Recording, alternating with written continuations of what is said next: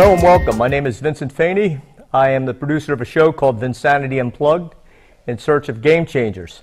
I go out into the community and look for people in different walks of life, whether they're doctors, athletes, musicians.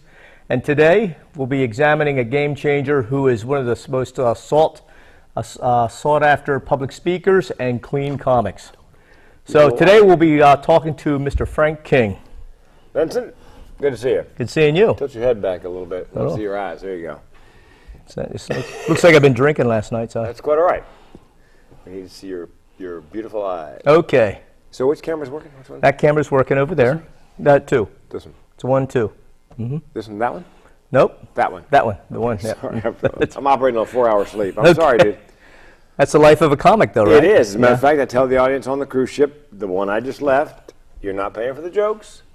You're paying me to get here. Okay. And if it's in like Tahiti or Papeete, where you have to fly 14 hours in coach, that's what you're paying me for. You come to my living room out in Deerhorn, jokes are free. No joke. Drinks too? No. No drinks. No, Okay. my family, long line of alcoholics. I decided not to start. Okay. My family, the joke I wrote was my family, most of them fail the first question on the roadside sobriety test, which is, would you please step out of the car? So anyways, I'm just curious. Tell us a little backstory about yourself. Where you born? Where you from? What happened? Whatever got you into comedy? I was born a poor black child. Okay. That's Steve Martin's bit. Born and raised in Raleigh, North Carolina. What? Raleigh, North Carolina. Yeah. What year were you born? 1956. Okay. Was a very good year for small town girls. All right. We're the same age. Oh God. And I used to live in North Carolina too. Where? Yeah. Sneed's Ferry, Beulahville. Station down in Cherry Point. Our next door neighbor had a little house on the river at Sneed's Ferry forever and ever and ever. And one of my first gigs was in Jacksonville, North Carolina, in a Holiday Inn in front of 4 drunk Marines. Oh yeah. It was difficult. It's probably me. I was probably Could be. Yeah. So anyway, I grew up there, went to high school there, went to college. Actually, took 3 years of drama. And I give my drama teacher credit for my comedy career, because in 3 years of drama, she never gave me a speaking part. So by the spring of my senior year, I thought to myself, I see a pattern, and decided if I did stand up, I could write, direct, produce, and star in my own little show every night. So I did, and nobody had ever done the senior talent show. Nobody had ever done stand up. Just the beginning of the stand up boom. There were clubs in LA, clubs in New York. Okay. Well, that was the applause. DEF CON. DEF CON. Yeah. There weren't many clubs in the country, although it was actually the first pop of the comedy boom. Was that in the 70s? 70s. I graduated in 75, and then I said to my mother, I'm going to be a comedian after I won the talent show in high school. She goes, well, you are going to go to college first. After you get out of college, you can be anything you like. You can be a goat herder, but you're going to be a goat herder with a college degree. So I went to Carolina, got a couple of college degrees, I got a job with an insurance company. My high school sweetheart, college sweetheart, and I decided to get married. I don't know if anybody here has ever been married or engaged by ultimatum. After all those years, she said to me, look, we're too old to keep dating. We were 22. Well, I'm not going to live with you, which would have been my choice, lease with an option to buy. And so she goes, marry me or I'm out of here. So that's how I got engaged. Okay. Yeah.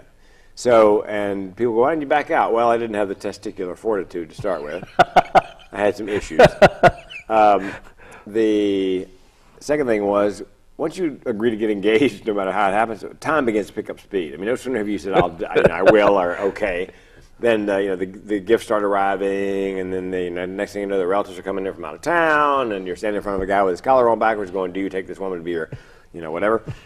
And I can remember my mouth said I do, in my head I heard this, I'll try. Now, let me tell you something, you don't try marriage. You try grape nuts for a couple of weeks. You try what now? Grape nuts for a couple of weeks. You try Sports Illustrated for a month. If it doesn't work out, you write cancel across the bill, you owe nothing. I think marriage should be that way, actually. I think marriage should be a combination of the furniture store financing, 90 days, same as cash, and the Sports Illustrated, the old offer where you get the... marriage should be 90 days, same as single. Okay. If any time during the first 9 days you or the person you married wakes up, sobers up, whatever, and realizes, oh, dear God, we made a great big mistake, then you can write cancel across the marriage license, owe nothing, and keep all the swag as our gift to you. Sign me up. Okay. Yeah, so and her father, I graduated from Carolina. They had a brilliant placement center where you could interview for jobs with national companies all over the country. I literally had 77 interviews, literally 77 interviews. I got no second interviews. I got no job offers. And I realized later on, these are professional recruiters. They saw me, and they saw, you know what they saw? A clown. And they were absolutely right. So her father worked for an insurance company. I went to work for the company in Raleigh. We got transferred to San Diego, which the rest of the people in the company hated me with a passion because, you know, the new kids getting this shot in San Diego.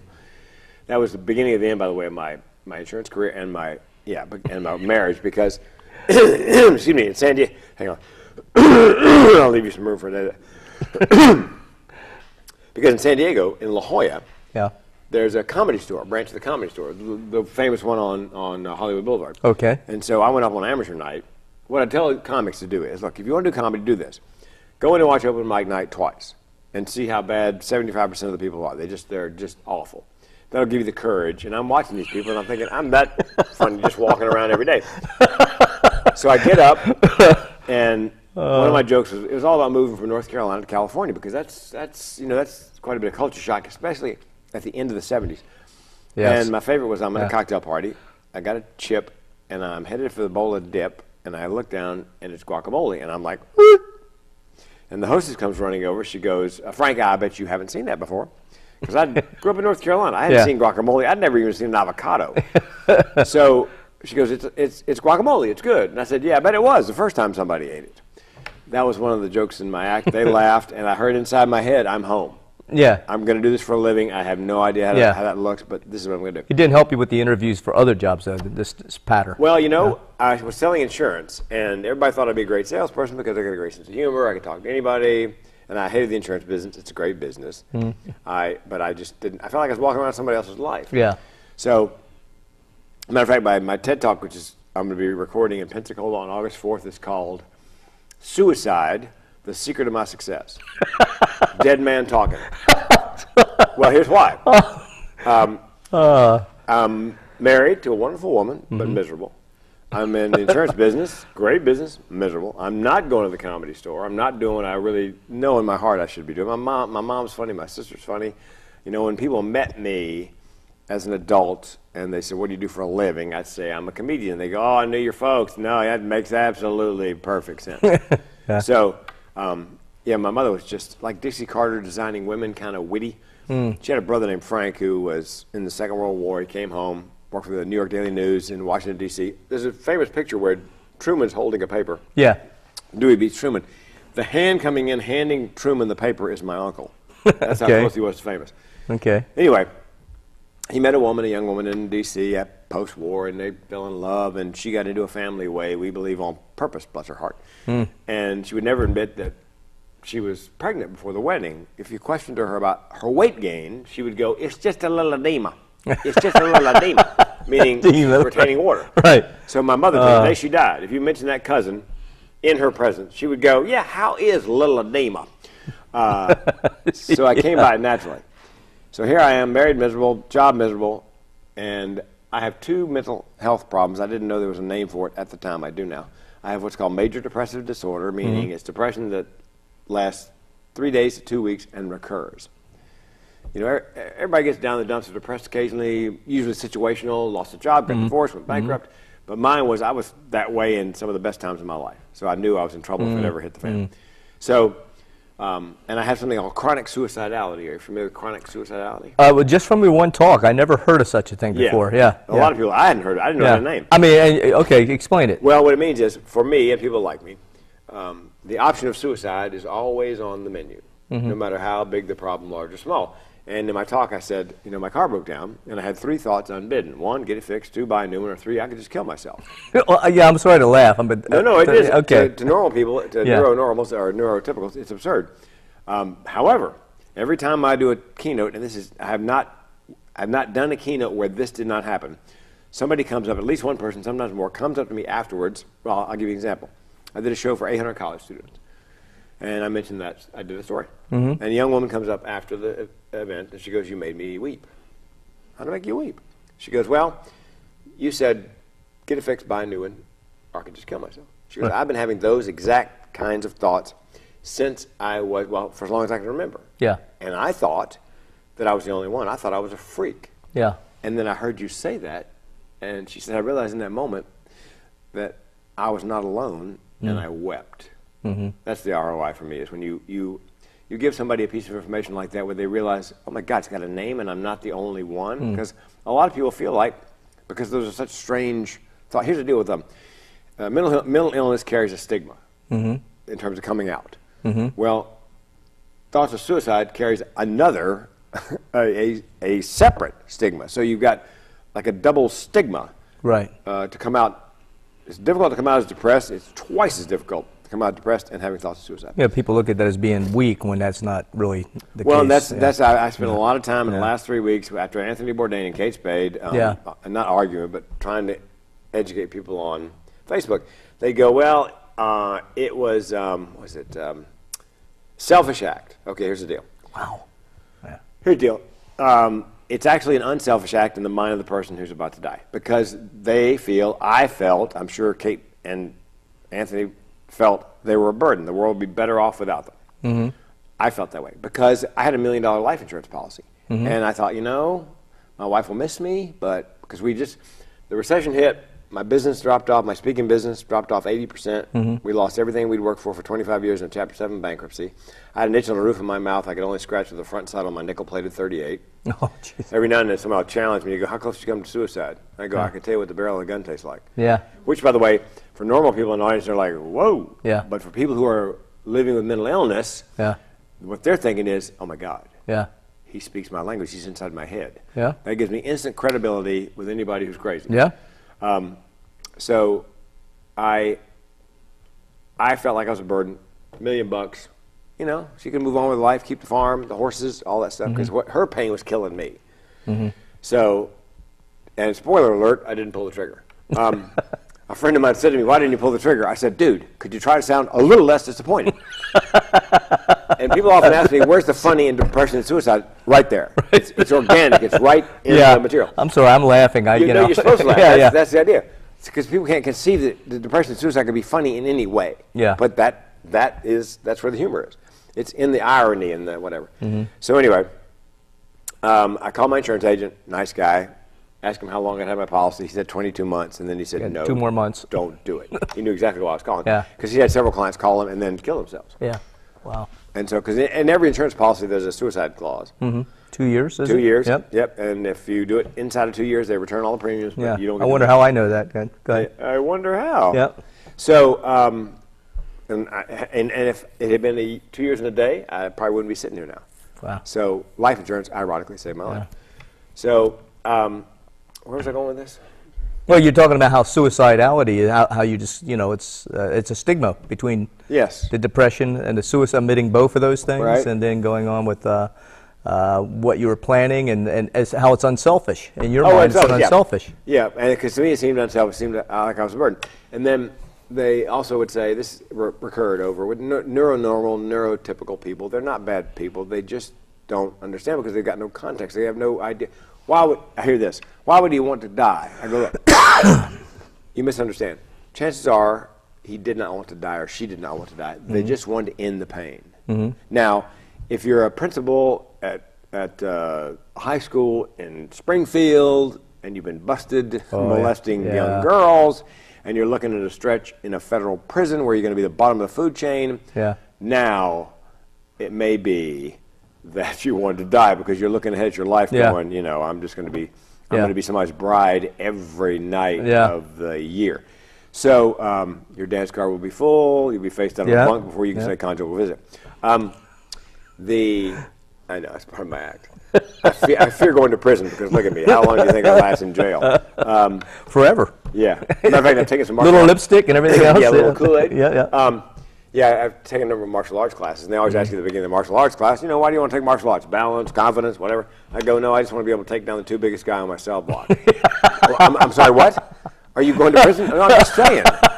I'm saying, I look like, I have a face that a lot of people look like a lot of people. I look like the drawing, and they put me in jail before they can sort it all out. I spent a couple of weeks in Lane County Jail. Oh, man. And so I just want to be able, because that's what I'm going to do. If I go to jail, I'm going straight up, who's the baddest ass here? Okay, fine. Okay, yeah. And I'm going to go, and I'm going to kill him. Because after that, they're going to leave you alone. Yeah. So that's the selfish. Yeah. Cowardice. It was a coward's way out. Okay, here's the deal. Here's what depression and mental illness is a metaphor. If you have depression, schizoaffective disorder, bipolar, every morning you get out of bed, there's a rock and a hill. Some days the rock is small and the hill is relatively flat. Some days the rock is big and the hill is very steep. But every day, regardless, there's a rock and a hill. So I said to them, do you have any idea how difficult it is some days just to get out of bed, paste on a smile, put one foot in front of the other, pretend like everything is fine until it's a socially acceptable time to go back to bed and pull the covers over your head. And to add that with Anthony Bourdain or Kate Spade, with Anthony Bourdain, he's on camera. He's out in the world, with people around, everybody, they're focused on him.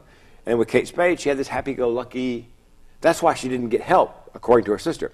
She didn't want to damage her happy-go-lucky brand.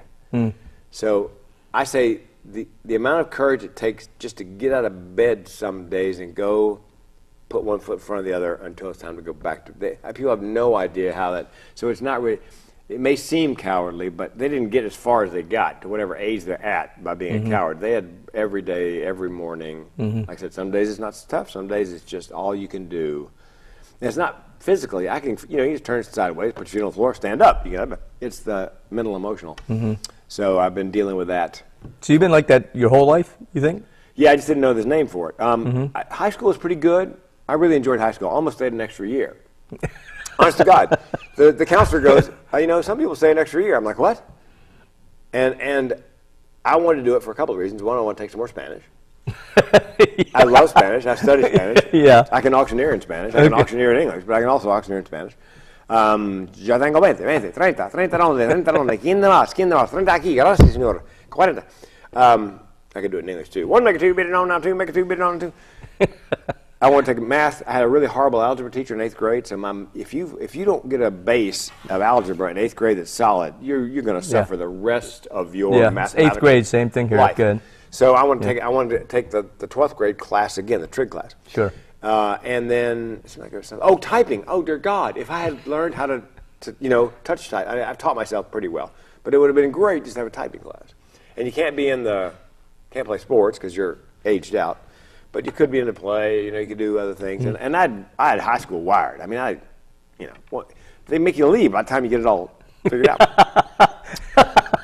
So then I go to college. You're forced out. Yeah, you're forced out. Get out. Right? Okay. So the reason I didn't go and stay for that 13th year was my wife, girlfriend then.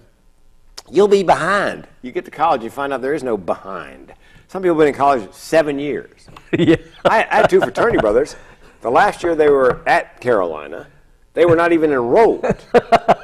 They had books they carried everywhere. If anybody had taken time to notice, they were in the fraternity. They came over. They came to the fraternity house. They went to all the fraternity parties. They would get up in the morning like they were going to class. They'd come there. They come there for lunch. They come there for dinner. But in between time, I have no idea what they did. And they just kept cashing their parents' checks, which I thought was just best place to meet chicks. Yeah. I mean, better than going. Oh man! Well, that's the thing about fraternities. I didn't drink beer, and I had a girlfriend. My high school girlfriend moved to Arizona, so I didn't have.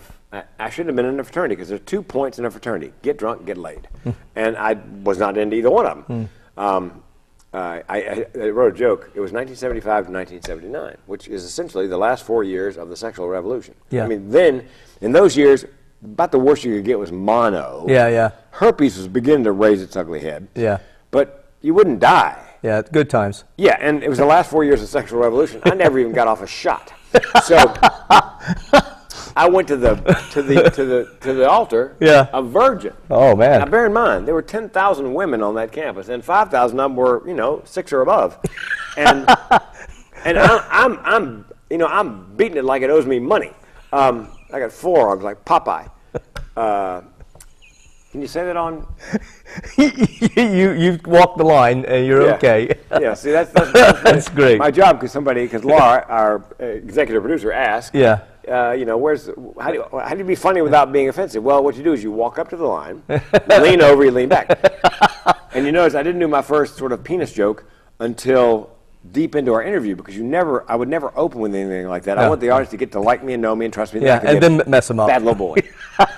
If you come out of the gate with that, then they're going to back you up.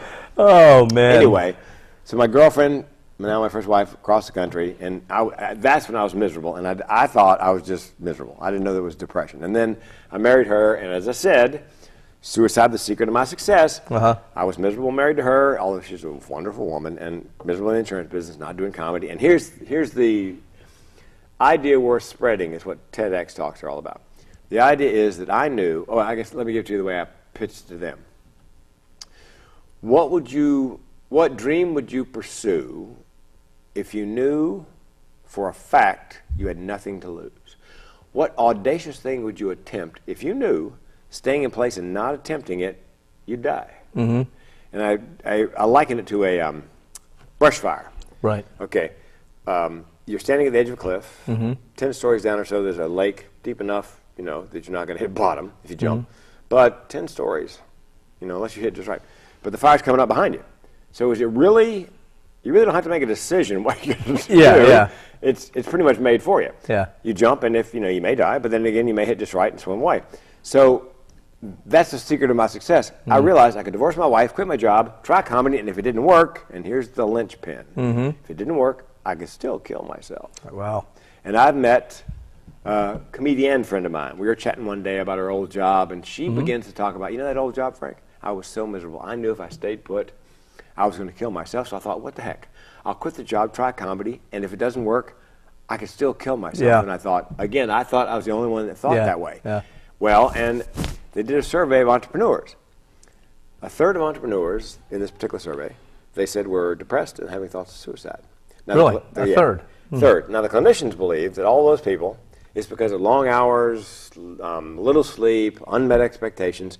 My premise is some of those entrepreneurs, I believe, are not depressed and having thoughts of suicide because they are entrepreneurs. I believe they are entrepreneurs because they battled depression and thoughts of suicide, came to the same juncture I did. They got a dream, they're unhappy, they think if I stay here I'm going to die, what the heck, roll the dice. So that's the premise of my TED Talk. Now, in the pitch, that's a nice premise. I wish, there's a lot of people I know who suffer depression. Yep. And I wish that they could have that outlook, because I think they would be, because they don't have that outlook. Well, and here's the thing. It'll be, I'll record it on the 4th of August, and it'll be ready, and if you want to share it with them. Sure. Because they may go, oh my God, I thought I was the only one, which happens all the time. Yeah. So, now I said in the pitch, I do a little 5-minute, I do a thing called Tercel Talks. Tercel. It's me and the Tercel, usually with a dog in the back. Okay. I'm driving, the camera's turned around. Oh, okay. And so I did a 5-minute, this is what got me the TED Talk. I didn't have to audition. I sent a 5-minute version of what I'm telling you now.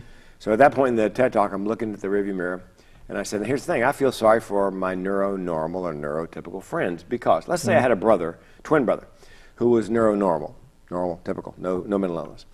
Okay, he's miserably married, hates his job, knows he should be doing comedy, not doing it, and he thinks, I got to get out of this. I got to, I got to go.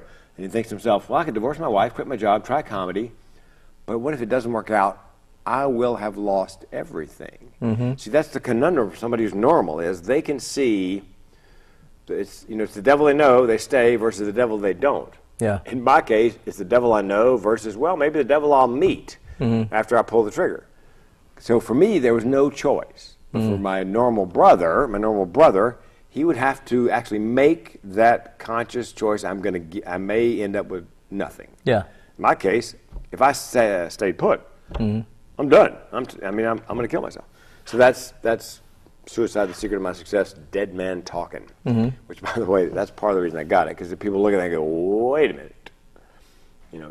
Suicide, the Secret, and I say in it, look, I know suicide should not be any part of anybody's plan for success. This is my story, and this is why I believe I was successful, and my comedian friend, and I believe a goodly number of entrepreneurs, they come to the same juncture. Well, here's the deal.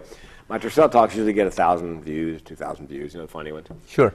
Within a week or 10 days, I had 12,000 views of that particular. So apparently I struck a nerve with somebody. That's when I thought, I'd make a good TED Talk. So I'll be doing that one. I thought it was great because, I'm the, I don't even, nobody would call me a neurotypical, but I'm on the opposite side of the spectrum where I used to be. Yeah. So I was what somebody would say, you're Pollyannic, invincibly optimistic. Right. I mean, I'm the guy who could see the good thing of everybody. I mean, Ted Bundy, snappy dresser, whatever. I could see the good in everything. Sure. And so But that said, you know, let me digress a bit. I would look at it and say, you know, life's great, you're happy, depression is almost never a part of your life unless it's really a bad situational thing. But, you know, the fact is we're all going to die. So, might as well go for it, that kind of thing. Yeah, well, that's pretty much, yeah. Well, I knew I was going to die. Yeah, well, you know, yeah, and the thing is that, however, that said, there's when I was seeing your TED Talks, and I was listening to Anthony Bourdain, and all these other articles I've been reading, I can understand as an invincibly optimistic person how being around toxic people can make you almost want to shoot yourself in the face. Even me, you know, like that. So, yes. But, I don't know. Yeah, and you know, again, it's for people with major depressive disorder and thoughts of suicide, or like me, where suicide's always on the menu. It's, you know, it's rarely situational. Like I said, I had some of the best times living in San Diego. Condos paid off, lots of bookings, money in the bank. Yeah. And I was just wretchedly depressed. I always worried, what's going to happen when this goes to hell in a handbasket? And I found out. But the car situation, I mean, has that happened? I mean, could you be like completely happy and then all of a sudden you're in a car situation and you say I get called this or that or commit suicide? Did that really just pops in your head a lot? Yeah, it just bubbles up as an option. Wow. That's chronic suicidality. Well, here's some more things that happen that normal people don't really generally. I'm driving down Deer Horn Road to walk the dogs on the Weyerhaeuser logging trail. And they got these big, giant, yellow metal gates, like what do you call it? I-bar. Oh, right. Big, thick. Yeah. And sometimes they're swung open like this. Yeah. Okay. Well, they swung it open, and it swung back just about right in the middle of the gravel road going up to the flat spot to walk the dogs. And as I'm driving up to it, I'm thinking, you know what? No. If I hit that just right, it'd take my head off, and I'd be done.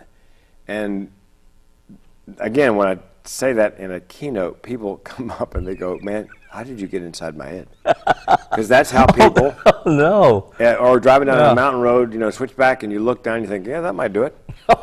Or sitting at a railroad crossing. I know. Sitting at a railroad crossing, here comes a train.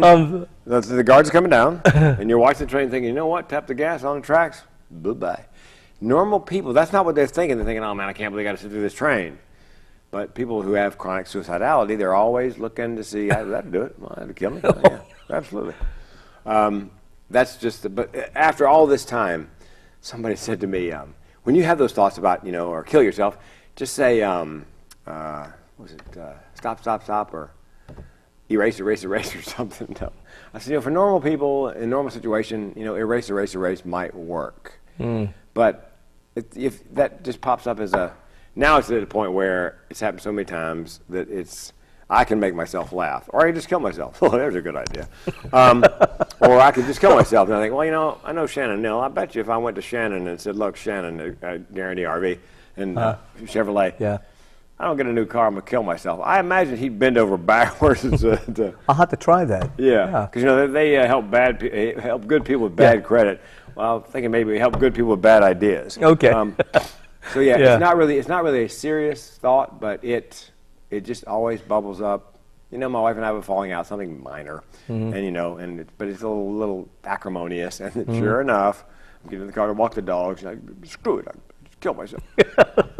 Just in that really, too. Really, yeah. And I mean, I've had 2 aortic valve replacements, a double bypass, a heart attack, and 3 stents. So you've been under stress?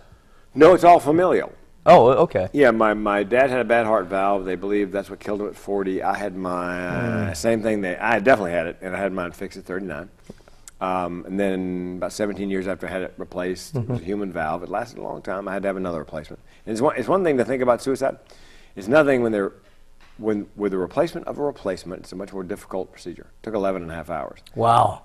The surgeon said to me, Korean guy, Dr. Ko, blunt as a ball-peen hammer. Walks into my room, it's King. I said, yes, Dr. Ko, 10% chance you die. Dr. Ko, you know what? I'm a writer. I would have framed that a little differently. I'd say, you know, Ms. King, 90% chance things go well.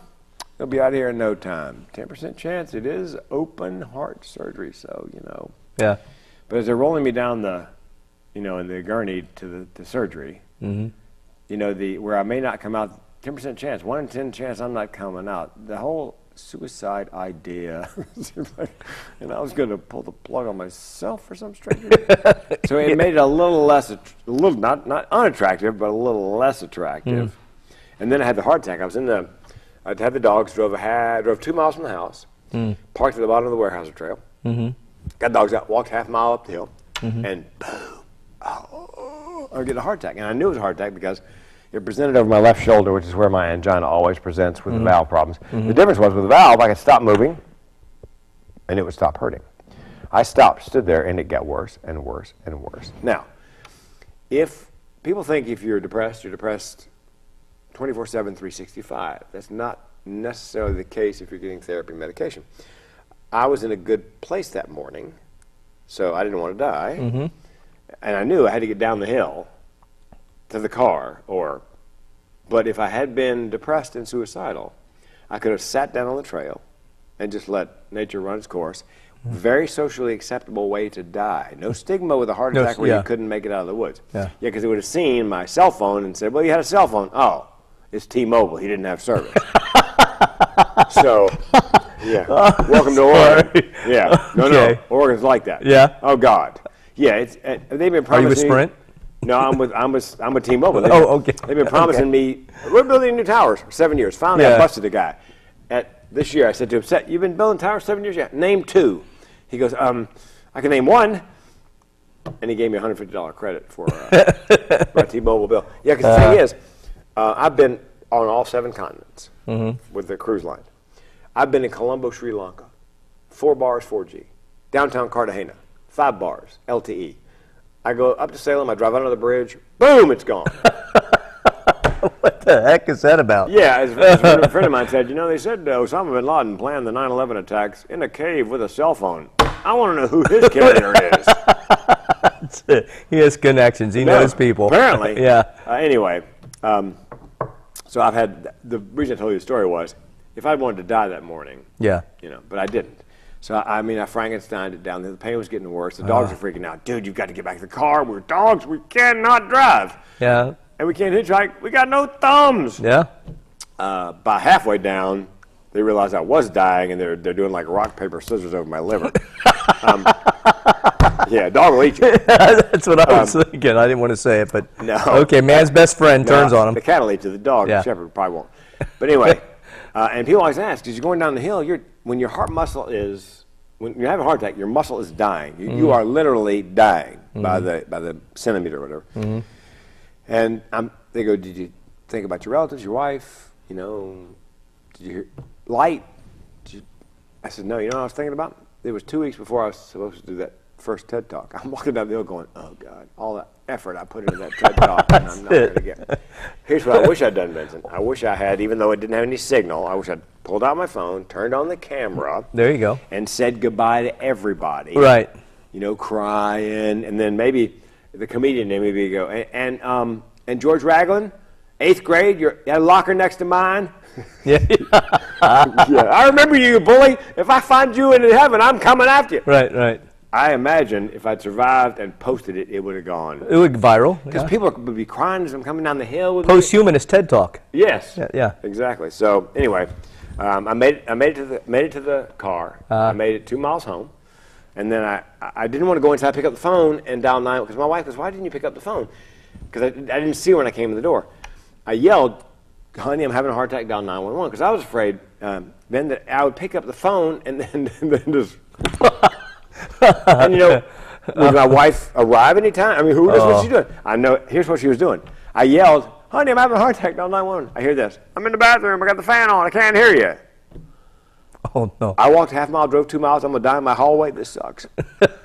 She opened the bathroom door. Not very romantic, yeah. No, took one look at my face, which she said was whiter than the Republican Party, and her line, and called 911. Fortunately, we live in Deerhorn, but there are 2 or 3 EMTs live along our street, so their phones went off at the same time. Within 90 seconds, my bedroom's full of people. And I'm taking nitroglycerin like Tic Tacs, and it's not putting a dent in my pain. So they loaded me up, put me in the ambulance. We're driving, and we got to Mohawk, and the guy's got his right blinker on. I'm like, whoa, where are you going? Mackenzie Willamette, let me out. What do you mean let you out? I'm not going to McKinsey one night. This is before they did all the renovations, because I'd been in there. It was dark, and it was. I'm sure it was a good facility, but it just was different. I go, no, let me out. He goes, I said, I'll hitchhike to Riverbend. I don't care. I'm not going to McKinsey. So now I got it. Here's the thing. Tragedy plus time equals comedy. The longer you do comedy, the shorter the time between the tragedy and the comedy. I'm doing comedy in real time, having a massive heart attack. He's laughing, I'm laughing. We get to the hospital. Nice thing about... You're laughing while you have a heart attack. Yes, and joking. Okay. Now, I get to the hospital. Here's a nice thing, and I tell people this about having a heart attack and arriving at the hospital with heart attack symptoms, is nobody gives a shippa about HIPAA. They just... There's no paperwork. They just roll you back into the, you know. A lot of people don't get that, but I know. yeah. The 10% to do. Yeah. HIPAA is the Privacy Act, where you have to sign all kind of paperwork, you know, that. Yeah. And so I tell people, listen, here, if you break your nose and you don't want to sit around for 6 or 8 hours at the emergency room while they take, you know, more serious cases, just walk up and go, I broke my nose, and you know what else? I'm having some chest pains. I may be having a heart attack. Boom, you're gone. Boom, yeah. Yeah, you're at your own little room. So I'm in the my little triage unit. There's a nurse there, and I mean, the pain's getting worse by the second. And she goes, Frank, look, obviously no paperwork at this point, but I do have to ask you one question. I said, I'm married, but I like the way you think. Now she's trying not to laugh at my joke about that she wants to go to bed with me. She goes, no, the question is, your full name is Frank Marshall King III. Bear in mind, I'm still having a heart attack. Frank Marshall King III, what do you like to be called? Big Daddy. Big Daddy. To this day, when I go back to Oregon Heart and Vascular Riverbend, if somebody sees me that saw me that morning, hey, Big Daddy. Big Daddy. Well, and here's how this works in my favor. I've got a keynote speech on patient engagement called Nothing About Me Without Me. If I'm going to have something done, I want to be on the team. I take responsibility for my health. So every year for the last 3 years, in May, I get a call from Dr. Gundry's office at Riverbend. Mm-hmm. It's time for your annual cardio checkup. I said, well, when is Dr. Gundry's first appointment? Now, bear in mind, it's June. May. When's his first appointment? October. Well, thank God it's not my heart. They laugh. And I said, do this. I said, when does he come back from vacation? I know he always vacations in the summer. She goes, his first day back in the office is July 26th. I go, you do this for me. Just go back to Dr. Gundry and say this, just like this. Big Daddy wants to see you on July 26th. She goes, okay, sir. 5 minutes later, phone rings. You can hear the incredulity in her voice. She has no idea how I pulled this off. She goes, Big Daddy's got an appointment on July 26th. Because my philosophy of healthcare as a patient is to be everybody's favorite patient. So be their favorite patient. Yeah, besides making them laugh, what do you do to do? I mean, is that mainly it? Mainly it, making them laugh, and I take responsibility for my healf. Because you know, a lot of times, especially cardiologists, they'll give somebody a double bypass. I tell them to stay off the cigarets, quit drinking, eat a lean protein, Mediterranean kind of diet. And of course, they're back 3 years later. You know, because it can be fixed. So somebody like me, well, and it'll be apparent here in the story. Dr. Gundry, I hadn't met him yet. I was supposed to see him the next week. Right. So Dr. Gundry comes in, and I go, hi, Dr. Gundry. And he goes, yeah, we had an appointment next week. I go, yeah, sorry about jumping in line. He starts laughing. Then he gives me some Dilaudid. Dilaudid? It's like fake heroin. Best fake high I've ever had. I'm still having a massive heart attack. Couldn't care less. He says, we're going to have to give you an angiogram. Went to Duke Medical, very southern. Angiogram. I knew what an angiogram was. I had half a dozen of them already. But I thought, well, I will phone Dr. Gundry. Dr. Gundry, what is an angiogram? He goes, Frank, we're going to insert a probe into your femoral artery. I said, really? How are we going to get it in there? He said, we're going to insert it through an opening in your groin area. Ooh, yeah. I said, Dr. Gundry, as far as I know, there is only one opening in the groin area. That's right. If you'll give me a six-pack of Dilaudid to go in my pants, I'll stick with a heart attack. Yeah. They make a small incision in your thigh. They give you a drug called Versed. They could use PVC after that. Wouldn't matter. So I'm in the cath lab. I'm in the cath lab with a TV like this. Okay. So and I'm half in the bag, but I can still see the thing going up my artery, and it's a shot of the heart, and you can see my heart attack in real time, and it's massive. And Dr. Gundry goes, you walked half a mile and drove 2 miles having that heart attack? This is my favorite line. He had no idea about my mental health history.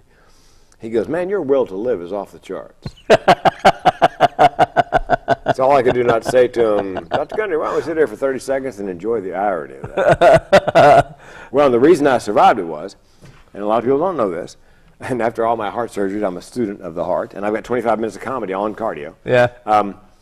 If you exercise and put your heart under load 3 to 6 times a week, and I do, I'm on the elliptical runner at the most resistance at the, whatever, an hour of aerobics every day I'm in the gym. I don't make it every day of the week, but 3 to 5 to 6 days a week. On the ship, I do it 6 or 7 days a week.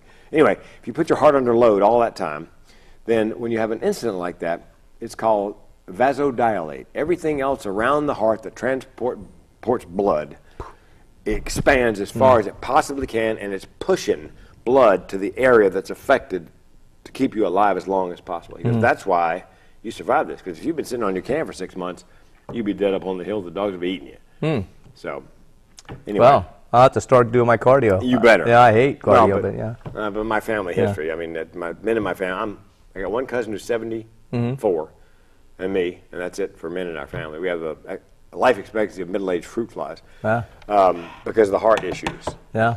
So, but again, doctors like me because I eat right, I exercise. But I want to get to one story that just blew me away. Is about how your suicidality or your humor kind of made you less prone to predation from pedophiles. Oh yeah, I thought that was interesting. Oh, that was in the mental health. Yeah. Because I believe if you go to YouTube and type in the mental health comedian, or go to YouTube and type in mental with benefits in my name, the idea being that it's not just a mental illness; it's a combination of mental illness and mental ableness. That every time I had a conversation with a parent, first paragraph bipolar, whatever. Second paragraph, but they're really creative and artistic, smart. And I thought there's a pattern here. So I thought, is it possible that my sense of humor, creativity, whatever, is just the flip side of my depression and suicide? And I firmly believe it is, to the point where if somebody said, look, Frank, you take this pill, just this one pill, you'll never be depressed again, you'll never have another suicidal thought, but you'll never see the world the same way, the way a comedian sees the world. You won't have that. That's okay. I'll just live with the downside. So the sense of humor has served me well all my life, and in the TED Talk I say, starting, and I was a kid, I was 12 years old, my dad died at 40, my mom works full time, so I'm a latchkey kid. I am on paper a pedophile's, I'm a perfect candidate. Mom's working on full time, no strong male role model. Right. And the linchpin is I went to the YMCA, and pedophilia is like real estate, location. It was a nest of pedophiles. A nest. Yeah. At the YMCA. At the YMCA. Yeah. Yeah. That's the thing, the Boy Scouts kept trying to keep gays out.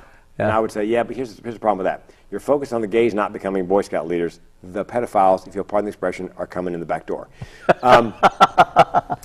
Because they equate pedophilia with being gay. They don't understand. No, it's not even the same. Yeah. So, it just, anyway, don't get me started. Where were we? So you were in a nest. Yeah. Yeah. So, and pedophiles are great networkers. Yeah. They hire each other, promote each other, cover for each other. Well, if you're Catholic and you're watching this, do I need to tell you that? Yeah. And by the way, comedian's job is and always has been to speak truth to power.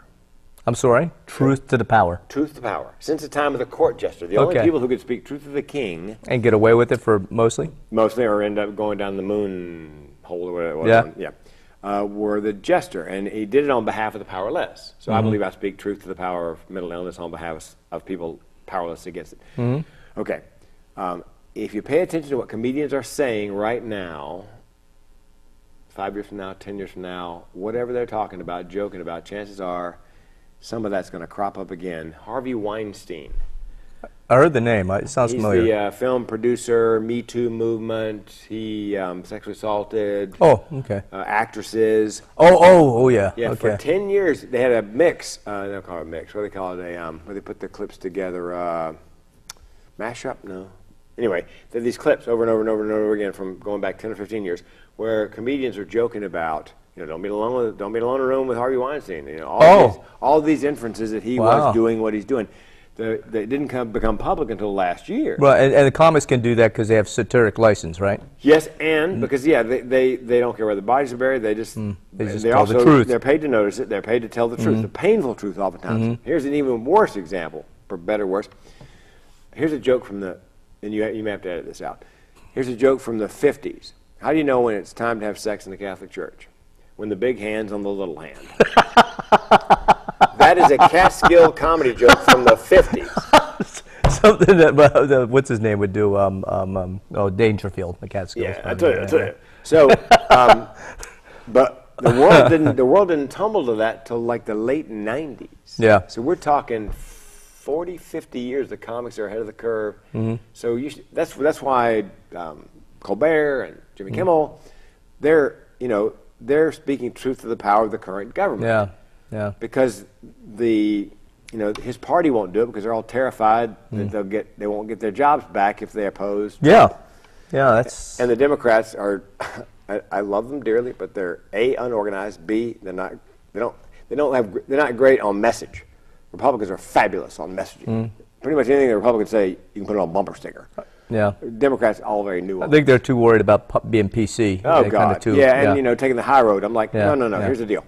I ran for county commissioner, by the way. Yeah. And I said, I said to the Democratic chairman, Chris something.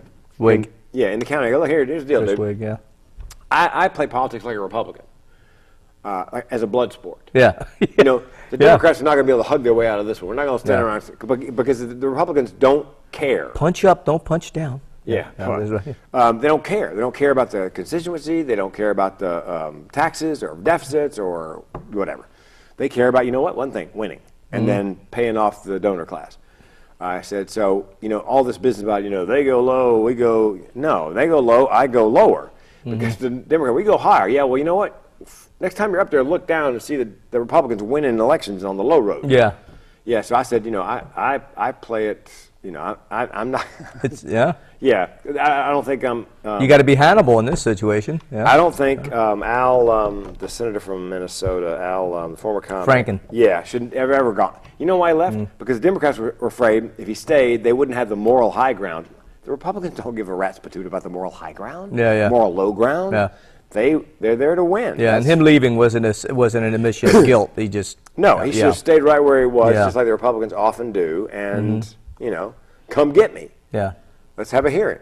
Yeah. So anyway, Chris was. So you had this thing where I like the response when you had that one person, a staff member at the YMCA, was like. Oh yeah, I'm sorry. Yeah. So the outgoing pedophile, youth director Steve, now in jail, hired the incoming pedophile youth director Wayne, now dead, and I'm terribly broken up about that. Yeah.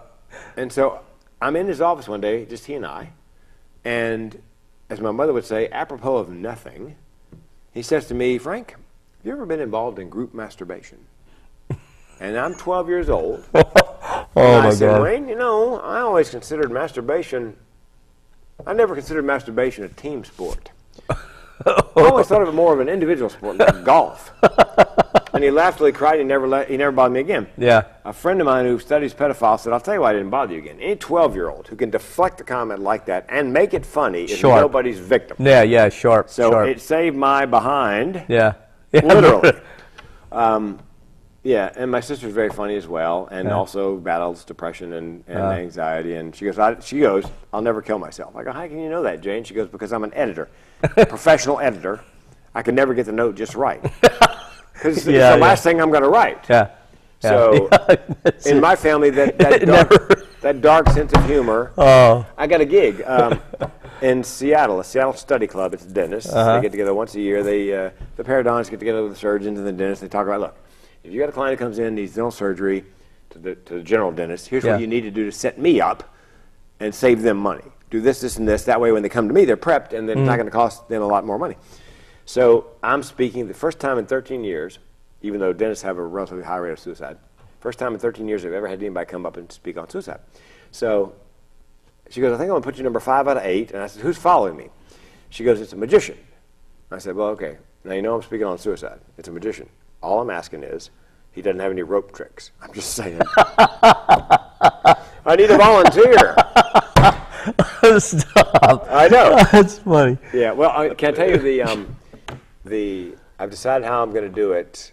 This came to me thanks to my sister. Every good memoir, my sister believes, should be a mystery story. In other words, when you read the first chapter, you as an author want them to not be able to put it down until they find out how it all comes out.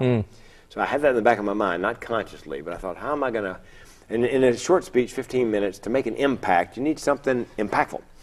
So then it hit me, because I was reading this statistic. When I started speaking on suicide in 2014, 33,000 Americans died by suicide. Yeah, I saw that in your talk. Yeah, now 45,000. It's going up 30% in a lot of states. Up 30%. Yeah, and they said since 1999, but it's gone up 30% almost in less than 4 years. So anyway, I'm going to open up by saying, ladies and gentlemen, in the United States, every year, 45,000 people die by suicide. Yeah. What that works out to, it's kind of hard to wrap your mind around that. What that works out to is one every 15 minutes. Okay, so I threw up my PowerPoint. I've just got an app up on the screen, and it's a timer like that, only it's one of those digital ones that looks like it's on a bomb, and it's green, it's in green, and it says 15 minutes. And I go, die by suicide every 15 minutes. Then I push the button, and the clock starts. And I say to them, somebody in this country, at this moment, has less than 15 minutes to live. Good news is you can do something about that. You can make a difference. You can save a life, and you can do it by doing something as simple as starting a conversation, and that's what I'm here to teach you how to do today. So I go through, why a comedian can do this, because they're all very skeptical. Why a comedian?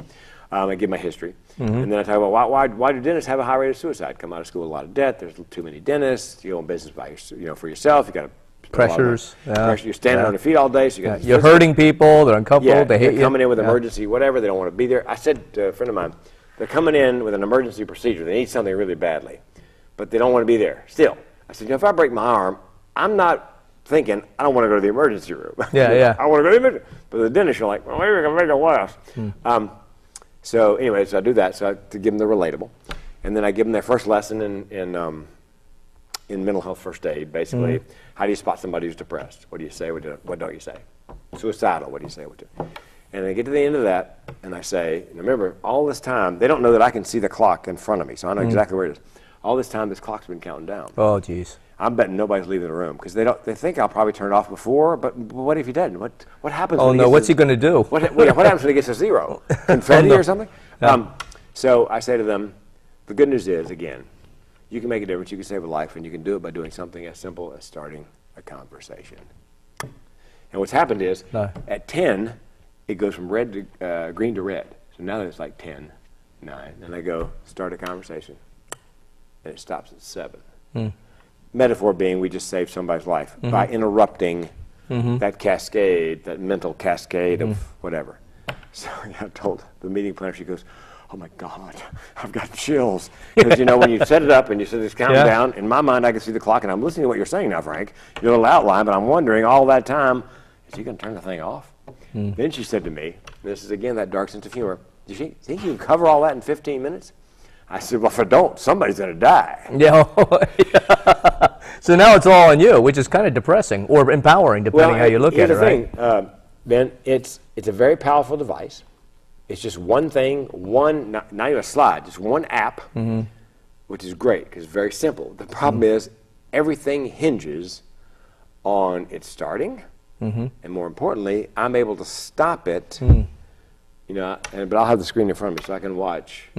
So I'm going to plan 14 minutes, so I'll get a little time to vamp. I don't want to be rushing near the end. So if I get to 14 and I'm not, it's not close to 20 or whatever, I'm sure I'll have something else I can say. And then, I got to ask you, to getting back, it sounds like perhaps that I'm focused on this, is when I read it or when I heard on your TED Talk, I just laughed my guts out because, when you were saying, you say things like, he got into my head, or, he lived my life. This is what I've gone through. So you're talking about the pedophile.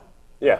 Now, prior to being involved with the pedophile, not being involved in that way. Let me make this very clear. Wait. Before he put the hit on it, did you know that? See, we're the same age, and when I was growing up, there was like 2 sexual preferences to what I knew, because I was very unsocial. I wasn't socialized normally, so it was like there were men, there were women. Hard to tell, huh? It's like raised by wolves. My house, we had razors. we had men and women, and there's two sexual preferences. Well, you know, apparently there were two. We thought. We thought. We Yeah. thought. I have But I mean, but did you know? Were you educated that there were some men who like boys or whatever? I mean, did you? I mean, because I never that. You know, I had a pedophile try to put the hit on me one time. Yeah. I had like a little junior chemistry set. I was 13 at the time, and he Yep. wanted to say, "Hey, I got a senior chemistry set." Come Yeah, I'll on. So I bet. said, "Okay," you know. Yeah. So he was like about close to 18. I was 13, and all of a sudden he's talking, "Hey, you look mature. You're this or that. You got facial hair. You know, and blah blah." And then he's like showing me, "You got hair there. I got hair." And he pulls that monkey out, and it's like, whoa. You know, Yeah, I'm thinking, hey, normally that happens. Normally that happens when you're looking at your mom's True Romance magazine or something like that, right?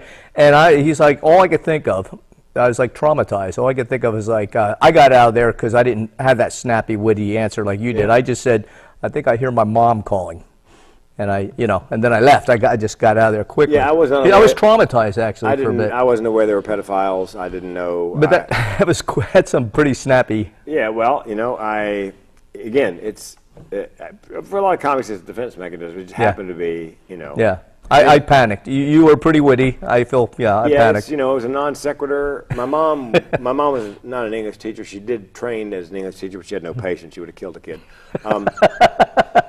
But we were taught. This may be part of it. My sister and I were taught we could say anything to an adult that we wanted to, as long as we were polite. So we were not afraid of adults. Now, it got us in trouble a couple of times with other adults who didn't understand why the King children speak that way. But that's just the way we were brought up. My chemistry teacher, Miss Templeton, she had one answer for the test, and I had another answer, and I thought I was right. So I raised my hand. She goes, "Yes, Mr. King." I said, "I think your answer's wrong." She goes, "My answer's right." And I said, at 18, I beg to differ. And I ended up in the principal's office. A friend of mine goes, "Okay, first of all, what 18-year-old says, I beg to differ? And B, how is that insolent in any form or fashion?" That is a very polite way to say, "Look, we have a disagreement."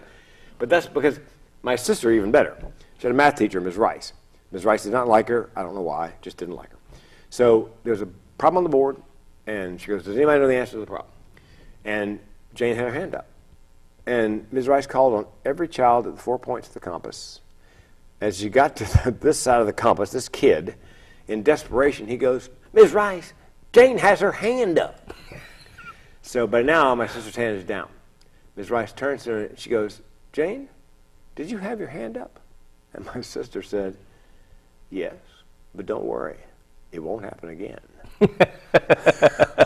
Boom, mic drop. That's the way we were. Yeah. It was very polite. Yeah. No, but don't worry, it will not happen again. Now, when you were going through school, would you call yourself, aside from the depression, this cyclic bouts of depression and suicidality, were you considered, other than that, an extrovert, introvert? Were you like the class clown? Were you very social? I was very social. I loved high school. I was not friends. in any real. I was not in the in crowd, but I wasn't in the out crowd. I was called a bridge kid. I had friends. A bridge kid. And all the variety of the jocks, the nerds, the this, the that, and I played football because I went to high school. My 9th grade year was the first year of busing integration. Okay. If you've ever seen a movie called Remember the Titans with Dennis? Yeah. Dennis Quaid, is it? I'm sorry. Denzel Washington. Denzel Washington, right? The Titans, right? Yeah. People go, "Did you see that?" No. Yes, I saw it, and yes, we lived it. I lived it. There's a scene in that movie where they say, "We're gonna warm up a little differently tonight, Coach," and they're doing the, on the field. Yeah. Yeah. Well, we didn't do that particularly, but we had to walk from our junior high school to the high school field, and on the way over, "I got a fullback, yeah. So I mean, I and the cheers at Carroll Junior High School, which was completely white except one guy, Jimmy Gambrell, whose father was a janitor. That's why he was there. Our cheers were 2 bits, 4 bits, 6 bits, $1. And at Carnage is the name of the school. Yeah. It was entirely different. Take your hat, your coat, and leave. Take your hat, your coat. You wait this moment. Okay. U-G-L-Y. You ain't got no alibi. U-G.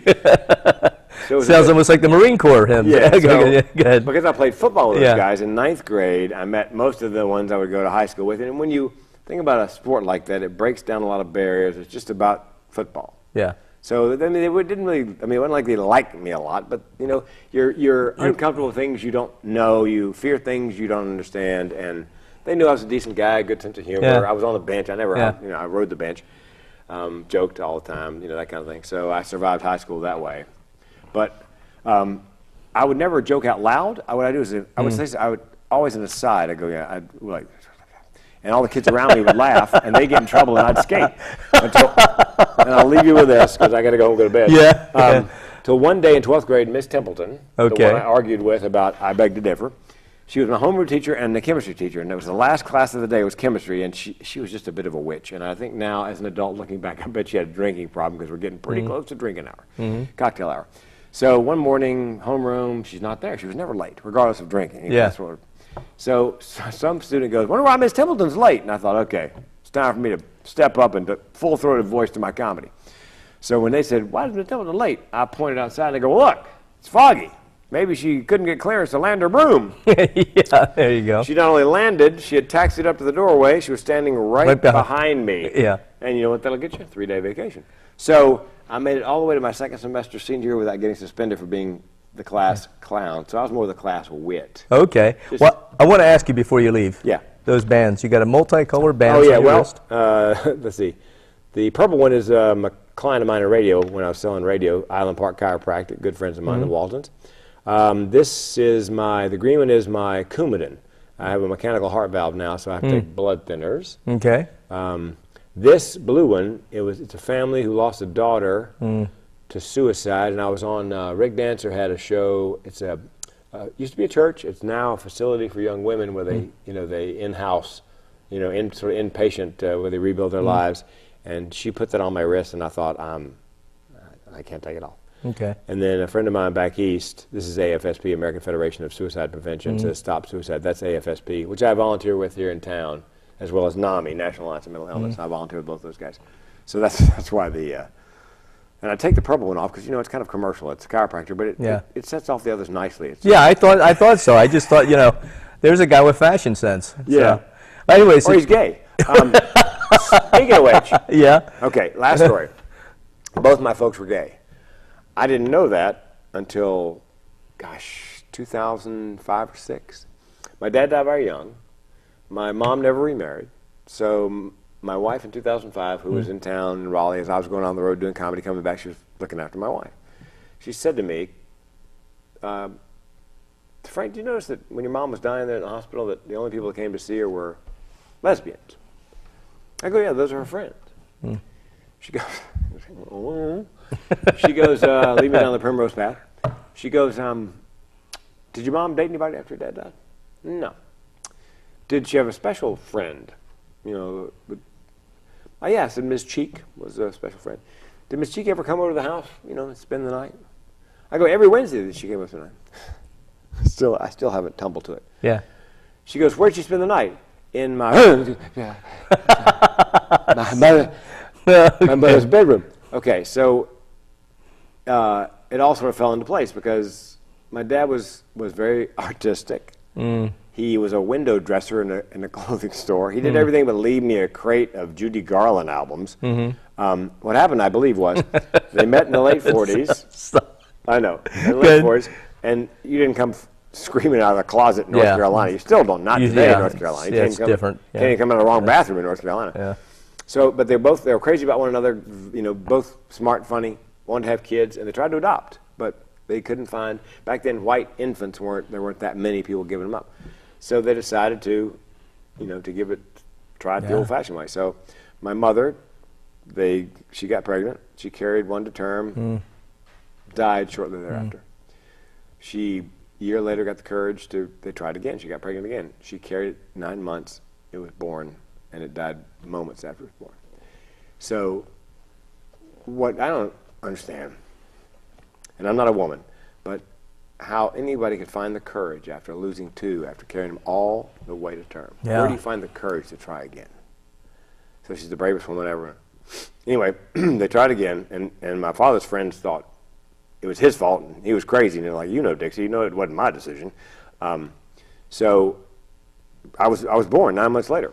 Now my grandmother, who was definitely a glass half empty woman, is standing there at the nursery, because back then the men weren't in the birthing process. Right, right, You know, right. They brought the baby to the man like UPS. Yeah. So they're standing there at the glass, and they see the bassinets, and it says Frank Marshall King III. And my grandmother goes, "Son, don't get your hopes up. He's way too healthy to be yours." And then my mother tried again. I know, my mother tried again, and my sister was born. Now, my wife said, "Look, don't believe me on this. We have one friend still alive who was in that group with my mom, 84 years old. So that I was getting ready to go back to North Carolina, and so I said, should ask Audrey." So Audrey and I went to lunch. I said, "Look, Audrey, you and I, Jane, my sister, the only ones alive. Nobody cares. You don't want to answer, don't answer." I said, "Was my mom gay?" Now, Audrey's 84. She goes, "Duh." Everybody but you knew? Yeah. Is that it? I mean, but of my mother, her sister, and her brother, Yeah. both her sister and her brother were married miserably for decades. Yeah. My mother and father were the only happy couple. Yeah. And of course, he died at 40. Just Wow. the irony, it's Wow. just, yeah, they were crazy about one another. Wow. I mean, you have to be Yeah. to to go against your nature to have children, and Yeah. you know. I've heard of some people who've been, they thought professed gay their entire life, and not only did they feel a connection psychologically and intellectually with somebody of the opposite sex, but they've actually, one time only, an arousal, a sexual attraction, Sure. just to one person. Like, wow, I never thought I could be attracted to a woman or a man. And Well, it's my mom wore baby powder, and my dad used to feel guilty because every time somebody introduced him to a new baby, "That's such a cute baby," wearing baby powder, he'd get an erection. Well, Frank, it's been great having you on, man. Man, my pleasure. So, I hope you come back. And if somebody wants to get in touch with me, here's the deal. Yeah, Every yeah. keynote, if you're in crisis, call the Suicide Prevention Lifeline. Or if you're young, you can text the word HI, H-I, to 741-741. Somebody your age will be on the other end of the text line, because kids are more forthcoming in text. If you're not in crisis, you just need, I've got a granddaughter who's having problems. Resources, help me. Where do I turn? What do I do? You can find me at frank@frankking.com. Okay. The simplest one. I just typed in his name, and, yeah, I just Googled him, and all of a sudden I saw all this YouTube stuff and other stuff, and Yeah, just all Google these, Frank King comedian or Frank King suicide. funny stuff. Yeah, it'll yeah. pop up. Yeah. Yeah. Do you have any DVDs or anything of the stuff that you do on cruises and corporate and No, stuff like it's that? all on YouTube. Oh, you do have it on YouTube. Yeah, the funny Okay. stuff is there as well. Okay. Man. It's awesome. Okay, thank you so much, guys. It's been great, right? We want him back. I want you sending letters. We got to have him back, because I have not laughed this hard, and I can't remember when. So anyways, thanks so much, you guys. See you next time.